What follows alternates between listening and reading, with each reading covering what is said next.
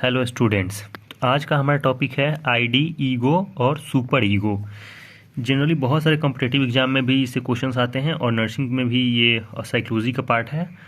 ID, ego, super ego और थोड़ा सा सोशोलॉजी में भी इसको पढ़ना है। तो आज हम आईडी, ईगो और सुपर ईगो देखेंगे। तो सबसे पहला हमारा टॉपिक है ID. It works on the pleasure principal. ये प्लेजर प्रिंसिपल पे काम करता है, मतलब इसमें अपनी खुशी के अलावा और कुछ नहीं दिखता है, क्योंकि ये प्लेजर प्रिंसिपल पे काम करता है। दूसरा है it contains all biological based drives. इसमें जितने ही बायोलॉजिकल बेस्ड ड्राइव्स होते हैं वो सारे इसी के अंतर्गत आते हैं। It is based on the immediate requirement of the people. ये पीपल की इमीडिएट रिक्वायरमेंट को फुलफिल करता है।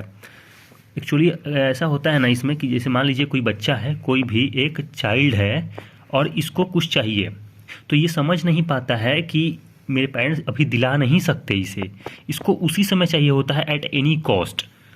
तो ये आईडी होता है। और एक्चुअली इसमें अगला टॉपिक है it shows the unconscious mind of the peoples और चिल्ड्रंस। ये किसी भी व्यक्ति या बच्चों का अनकॉन्शियस माइंड दिखाता है, क्योंकि बच्चे कुछ ना सोच पाते हैं ना समझ पाते हैं, तो इसकी वजह से ये अनकॉन्शियस माइंड को रिप्रेजेंट करता है।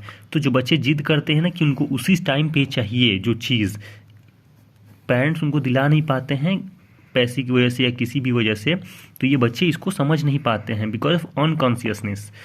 तो ये आईडी के अंदर आता है। और उसके बाद आता है, हम एक और अच्छा से एग्जांपल देख लेते हैं। यदि एक कोई कार है, if a car whose speed is 300 kilometre per hour, then id says that I will drive on its maximum speeds 300 kilometre, not less than that. इसका मतलब ये हुआ ना कि अगर ये आईडी में कोई भी कार है जो 300 किलोमीटर पर आवर के स्पीड से चलता है, तो आईडी कहता है ना कि मैं जब भी चलाऊंगा 300 किलोमीटर पर आवर की स्पीड से ही चलाऊंगा, उससे कम मैं नहीं चलाऊंगा। ये अनकॉन्शियस माइंड पे डिपेंड करता है, क्योंकि मतलब अभी तो अभी, इतना तो इतना, ठीक है। ये इमीडिएट रिक्वायरमेंट चाहिए इसको, उसी समय उसी टाइम। और उसके बाद आता है ईगो। ईगो देखिए, it works on the reality principle. ये रियलिटी प्रिंसिपल्स पे काम करता है, सच्चाई पे काम करता है ये। It maintains the balanced between id and superego. ये ना आईडी और सुपर ईगो के बीच में, अभी जब सुपर ईगो बताएंगे ना तो आपको क्लियर हो जाएगा कि मैं क्यों बोल रहा हूँ it maintain the balance between id and superego. ये आईडी और सुपर ईगो के बीच में बैलेंसिंग का काम करता है। बैलेंसिंग का काम करता है कौन? ईगो, ठीक है। दूसरा है it shows the conscious mind of the people. ये किसी भी पीपल्स के कॉन्शियस माइंड को रिप्रेजेंट करता है। Whose has ability to think और अंडरस्टैंड द सिचुएशंस। उस व्यक्ति में सोचने और समझने की क्षमता होती है। तो ये ईगो के अंतर्गत आता है। ईगो में कॉन्शियस माइंड रिप्रेजेंट करता है और उस किसी भी व्यक्ति में जो थिंकिंग और अंडरस्टैंडिंग की जो सिचुएशंस होती हैं वो डेवलप होती हैं। जैसे मान लीजिए मैंने जो कार वाला एग्जांपल दिया था, उसका जो ईगो में एग्जांपल होगा, it says that yes I will drive the car but not at high speed of 300 kilometre per hour. I will drive it at average speed, that's why we will not face any accident. जैसे मान लीजिए उसमें था ना कि हम जब भी चलाएंगे, आईडी में हमने क्या देखा था, आईडी में कि जब भी हम चलाएंगे 300 किलोमीटर पर आवर के स्पीड से ही चलाएंगे, उससे कम में नहीं चलाएंगे। पर यहाँ पे क्या कह रहा है कि हाँ हम चलाएंगे कार, तो हम चलाएंगे पर एवरेज स्पीड में चलाएंगे, एवरेज स्पीड में चलाएंगे, जिससे कि हम कोई एक्सीडेंट भी फेस ना करें। अब मैं सुपर ईगो में भी सेम इसी के एग्जांपल दूंगा ना, तो आपको ये क्लियर हो जाएगा कि मैंने ईगो में ऐसा क्यों कहा कि हाँ एवरेज स्पीड पे चलाएंगे, जिससे कि हम कोई एक्सीडेंट फेस ना करें। तो बात आता है फिर सुपर ईगो का।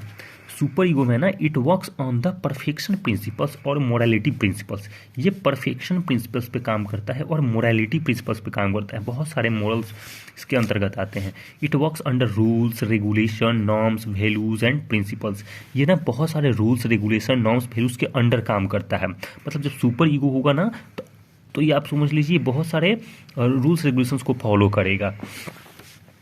इट जज द थॉट्स और ईगो ऑफ द पीपल। ये लोगों के थॉट्स और ईगो को जज करने का काम करता है कौन? Super ego. जैसे मान लीजिए उसमें मैंने कार का एग्जांपल दिया था, उसमें जैसे ये वाला एग्जांपल होगा, super ego says that I will not drive the car at any cost. देखिए इसमें क्या आ गया, इसमें रूल रेगुलेशन आ रहा है। मैंने पहले ही बताया ना कि it works under rule regulation norms values.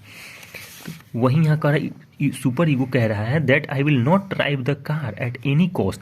किसी भी कीमत पे मैं कार नहीं चलाऊंगा। If I will drive then face the accident and it may be the reason of my death, so I will not drive the car.